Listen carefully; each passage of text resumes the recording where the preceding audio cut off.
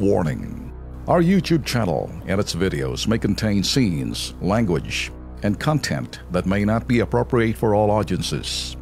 These videos include surveillance footage, undercover pursuit of suspects, actual police and rescue operations, and fearless confrontations. If you do not approve of the content, please do not watch our videos. If you wish to continue, we strongly advise that you proceed with caution.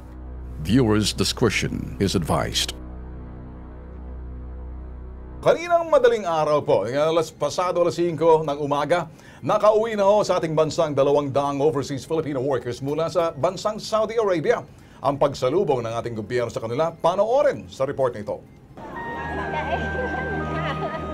Walang mapadsadlakan ng tuwa at hindi mayapaliwanag ang mga ngiti sa labi ng 200 overseas Filipino workers na napauwi mula sa Jeddah, Kingdom of Saudi Arabia. Ito yung mga OFWs natin na nag-avail ng amnesty program ng KSA.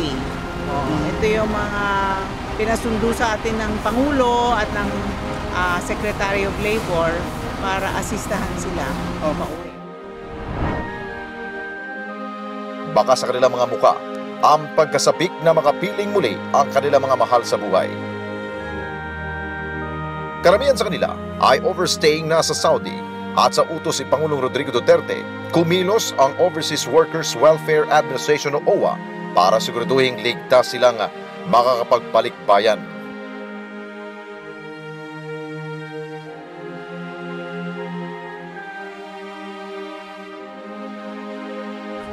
Salamat po sa pangligaya. Papasalamat po nga pala ako sa kanila, tsaka kay Presidente Duterte. Masaya po dahil magkakaroon po kami na.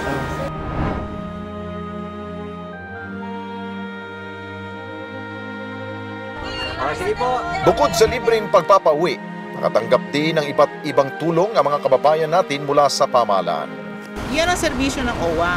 So meron silang puput sa financial assistance na ibigay, meron silang transportation service, yung iba may temporary shelter.